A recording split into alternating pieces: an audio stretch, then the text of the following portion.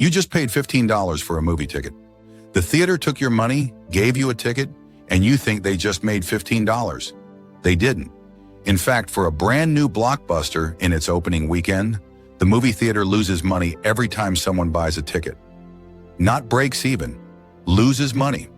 So how do movie theaters stay in business if they lose money on tickets? I'm Dr. Bush, and this is Modern Magnates. Today, I'm following the money from your ticket purchase to show you one of the most counterintuitive business models in America. Let's break it down. Here's what seems obvious. You pay for a ticket, the theater keeps the money, everyone's happy. But that's not how it works. Movie theaters don't own the movies they show. They rent them from studios. Warner Brothers, Disney, Universal, Paramount. The studios own the content, and the studios take most of your ticket money. Not some of it, most of it. Here's the actual split, and this is going to surprise you. For a major blockbuster in its opening weekend, the studio takes between 85 and 90% of ticket revenue. Let me say that again. Opening weekend, the studio takes 90%. You paid $15. The studio gets $13.50. The theater keeps $1.50. But it gets worse for the theater.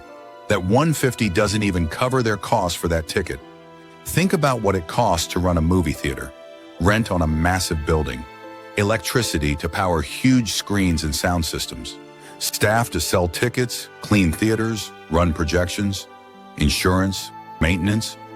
Industry estimates put the cost per ticket sold at around $2 to $2.50 in overhead. So you paid $15 for a ticket. The studio took $13.50.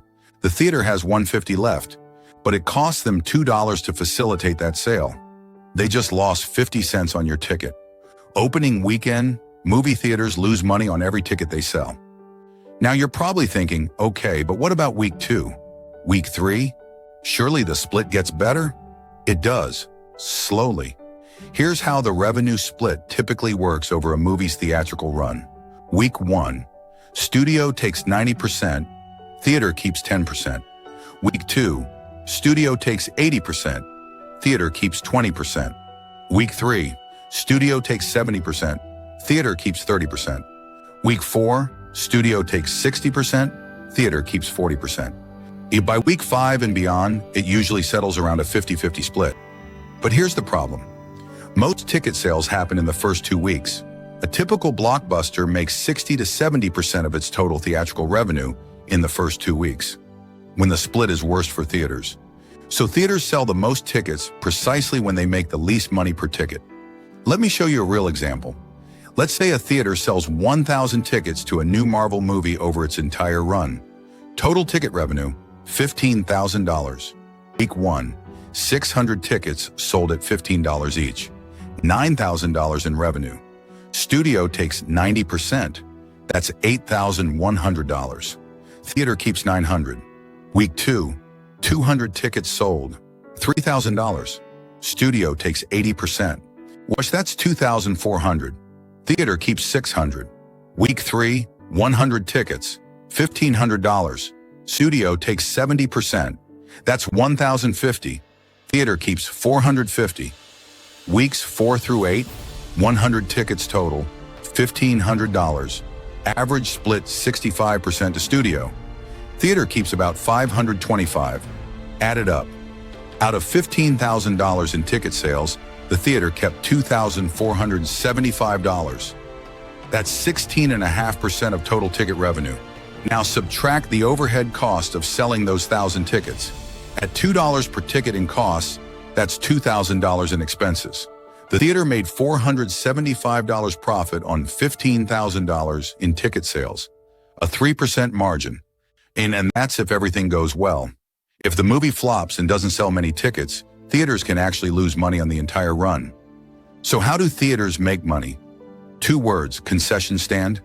That popcorn you bought for $8, it cost the theater about 80 cents to make. The soda you paid $6 for costs them maybe 60 cents, including the cup, ice, and syrup. Candy bars marked up 300% from what you'd pay at a grocery store. Let me break down a typical concession purchase. Large popcorn, $8. Cost to theater, 80 cents. Profit, $7.20. Large soda, $6. Cost, 60 cents. Profit, $5.40. Candy, $4.50. Cost, $1. Profit, $3.50. Total spent, $18.50. Total cost, $2.40. Total profit, $16.10. Well, that's an 87% profit margin on concessions. Compare that to the 3% margin on tickets. This is why theaters push concessions so hard. The upsell, the combo deals, the loyalty programs that give you free popcorn. Industry data shows that concessions make up about 40% of theater revenue, but 70 to 80% of actual profit. Let me put that in perspective. A typical theater might bring in $10 million per year, $6 million from tickets, $4 million from concessions. After paying studios their cut, the theater keeps about $1 million from ticket sales.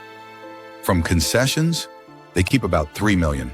Concessions are 3 times more profitable than tickets despite being only 40% of revenue. This is why theaters care so much about what you buy at the snack bar. It's not supplemental income, it's their primary income. Some theater chains have even experimented with cheaper ticket prices, specifically to get more people in the door to buy concessions. Because they know the real money isn't in showing you the movie, it's in selling you popcorn.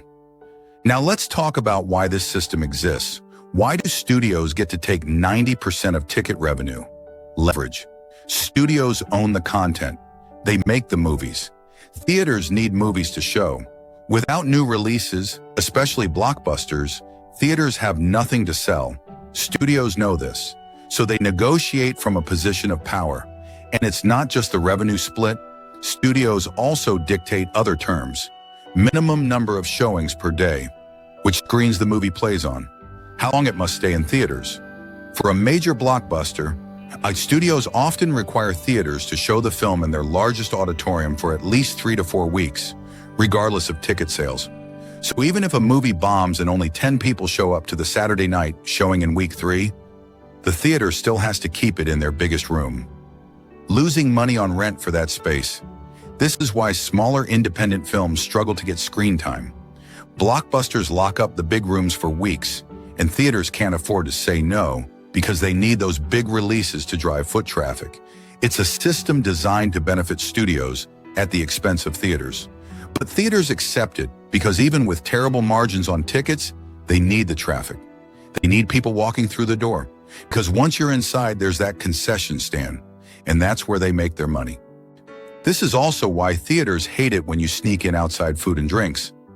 You're not just breaking their rules, you're literally cutting into their only real profit source. That's why some chains check bags, why they have policies against outside food, why they charge premium prices for everything. They have no choice. Concessions have to subsidize the entire business model. Here's the bigger picture. This system is why theaters are struggling. Streaming services, home theaters. The pandemic accelerated a trend that was already happening. People staying home instead of going to theaters. And when people don't come to theaters, it's not just ticket sales they lose, it's concession sales, their actual profit center. Some theater chains have tried to adapt.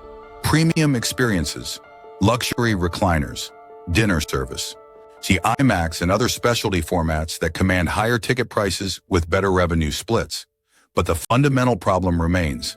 Studios hold the power, and as long as studios take the majority of ticket revenue, theaters survive on popcorn margins. So next time you're at a movie theater, remember this. That $15 ticket, the theater barely saw any of it. That $8 popcorn, that's what's keeping the lights on. You're not really paying to watch a movie.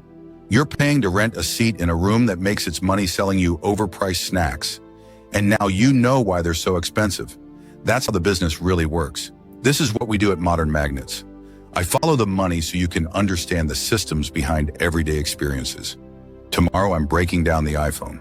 Shitty, you paid $1,200 for it. Apple paid about $500 to make it.